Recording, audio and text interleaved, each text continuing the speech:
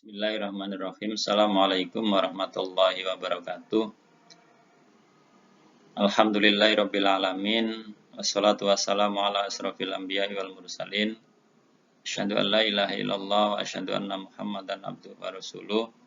Rabbi shrah li sadri wa yassir li amri wahlul 'uqdatam min lisani yafqahu qawli. Terima kasih kesempatan yang diberikan kepada saya untuk menyampaikan materi terkait dengan analisis data menggunakan statistik dalam penelitian kuantitatif pendidikan Islam.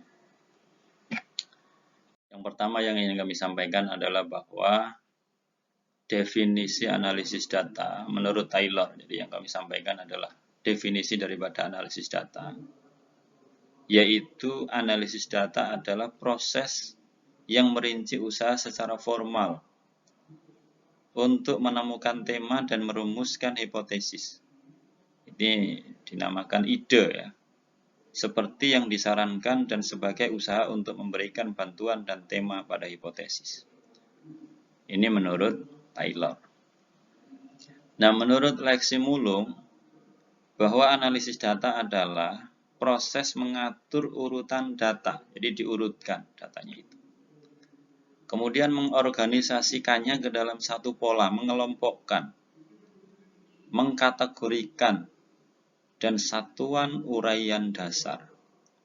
Ini menurut Lexi Mulung, analisis data menurut Lexi Mulung. Nah, kemudian terkait dengan langkah analisis data, ada beberapa langkah dalam menganalisis data. Yang pertama adalah proses pengumpulan data. Ini menjadi langkah awal karena kita tidak akan bisa melakukan analisis data tanpa ada data itu sendiri. Maka tahap awal adalah aktivitas analisis ini adalah pengumpulan data. Baik itu menggunakan cara observasi, dokumentasi, dan lain sebagainya. Nah, setelah data terkumpul, yang kedua adalah ada proses edit. Diedit, mana yang dipakai, mana yang tidak dipakai. Ya. Kemudian juga dikumpulkan, diklasifikasikan, itu audit. Kemudian yang ketiga adalah tahap coding. Proses identifikasi dan klasifikasi terhadap semua pernyataan yang ada pada instrumen pengumpulan data itu tersebut. Ya, instrumen pengumpulan data yang dipakai itu apa? Itu tadi saya sampaikan, bisa observasi, bisa dokumentasi, bisa angket, dan lain sebagainya. Itu tahap coding yang ketiga. Yang keempat adalah tahap pengujian. Diuji. Proses pengujian kualitas data, apakah baik dari sisi validitas, reliabilitas instrumen dari pengumpulan data itu. Yang keempat adalah tahap mendeskripsikan data. Tahap kelima ini disebut proses membuat deskripsi data dengan menyajikan dalam bentuk tabel frekuensi dengan tujuan agar memahami karakteristik data dari sampel. Karakteristik data sampel dari suatu penelitian itu. Deskripsi, mendeskripsikan. Kemudian yang terakhir adalah proses pengujian hipotesis. Diuji. Ya. Diuji terhadap proporsi. Pengujian terhadap proporsi. Apakah bisa diterima atau ditolak? Apakah memiliki makna atau tidak? Berdasarkan tahap inilah nanti akan kita peroleh kesimpulan atau sebuah keputusan dari sebuah penelitian. Ini langkah analisis data. Terkait dengan jenis analisis data, ada dua, yaitu kualitatif dan kuantitatif. Jenis analisis data kualitatif adalah jenis atau analisis data yang diperoleh dengan proses yang sistematis. Proses sistematis. Yaitu dengan cara mencari dan mengolah berbagai data yang bersumber dari hasil pengamatan lapangan, kajian dokumen, catatan lapangan, wawancara dokumentasi, dan juga yang lainnya.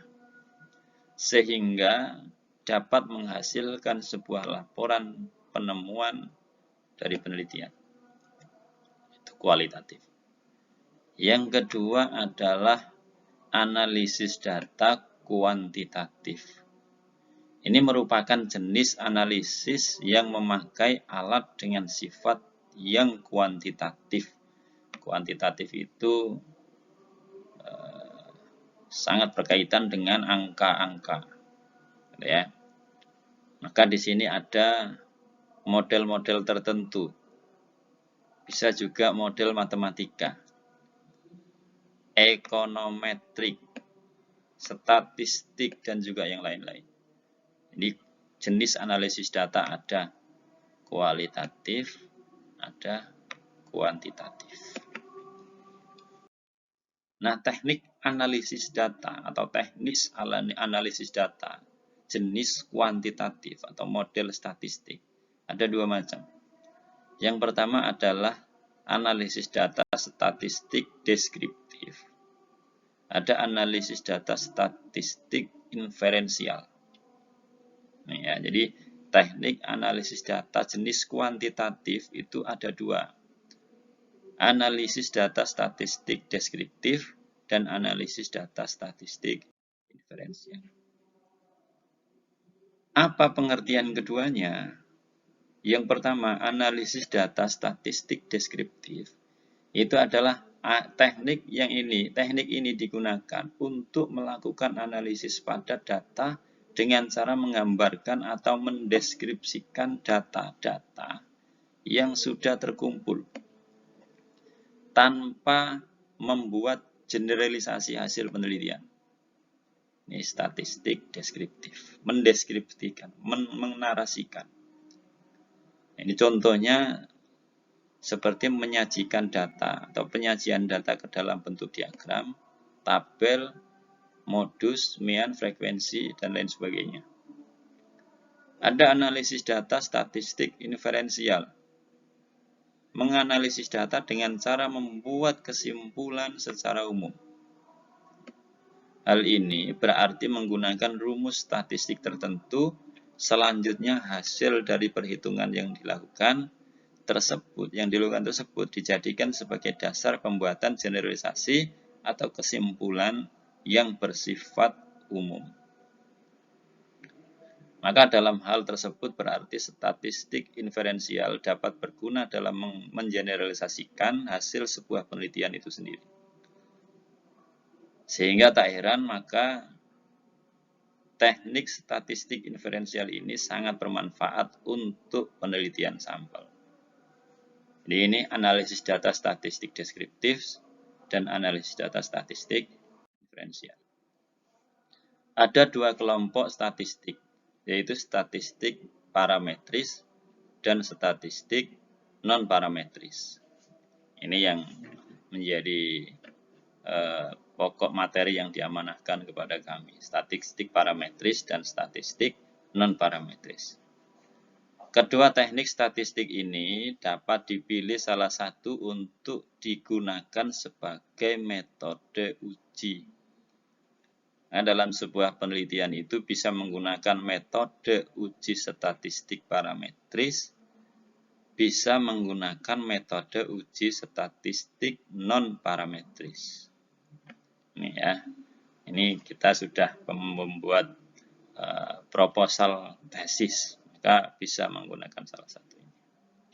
Teman-teman mudah-mudahan lancar pembuatan proposal tesisnya dan kemudian nanti bisa sama-sama wisuda. Amin gitu ya. Apa itu statistik parametris? Statistik parametris adalah suatu teknik statistik yang dapat digunakan untuk menguji hipotesis dengan melibatkan parameter populasi. Statistik parametrik memiliki keterbatasan penggunaan jenis data, yaitu minimal menggunakan data interval dan rasio. Statistik parametrik. Nah, kita dapat menggunakan statistik parametrik apabila kita mengetahui distribusi dari populasi yang kita amati atau berdistribusi normal. statistik parametrik merupakan metode yang paling dianjurkan karena memiliki banyak kelebihan dari segi hasil, tetapi memang kelemahannya adalah sulit untuk dilakukan. Ini statistik parametris. Karena memang banyak syarat yang harus dipenuhi untuk dapat diuji menggunakan statistik ini. Kenapa? Ya karena memang hasilnya nanti benar-benar menghampiri atau mendekati karakter populasinya. Atau parameter populasi yang akan diduga. Statistik parametris. Nah, ini beberapa kelebihan daripada statistik parametrik. Yang pertama, tidak perlu dilakukan pengujian terhadap parameter populasi karena sudah dianggap memenuhi syarat. Nih. Tidak perlu dilakukan pengujian terhadap parameter populasi. Yang kedua, data observasi dianggap saling bebas dan diambil dari populasi yang dimiliki atau yang memiliki distribusi normal dengan varian yang homogen. Ya, homogen. Asumsi-asumsi yang rumit tersebut membuat pengujian metode parametrik dapat diandalkan akurasinya. Nah, ini dianjurkan pakai menggunakan statistik parametrik. Tetapi juga mempunyai kelemahan atau kekurangan. Di antaranya adalah bahwa populasi harus memiliki varian yang sama.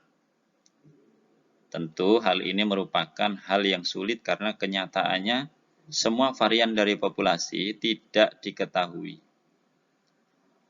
Yang kedua, variabel-variabel yang diteliti terbatas hanya untuk jenis data dengan skala paling tidak adalah interval dan rasio.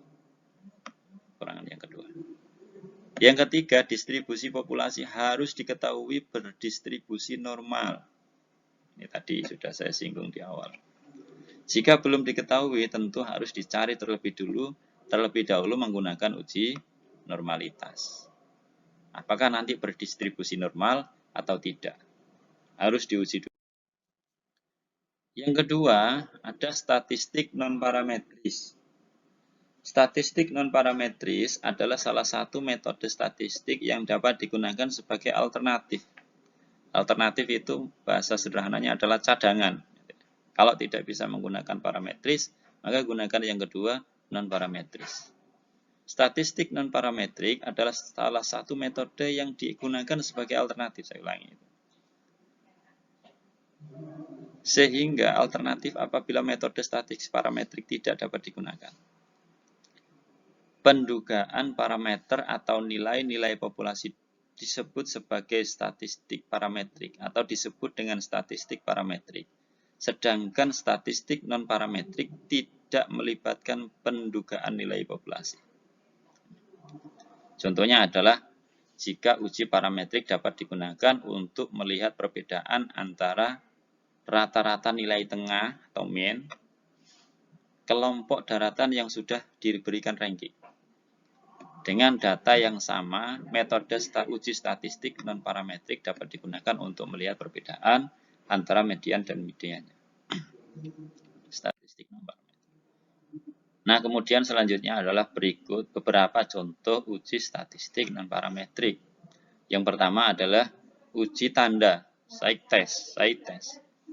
Ada rank sum test. Ada rank correlation test, Spearman. Ada Fisher probability exact test. Ada C-square test, dan lain sebagainya. Ini beberapa contohnya.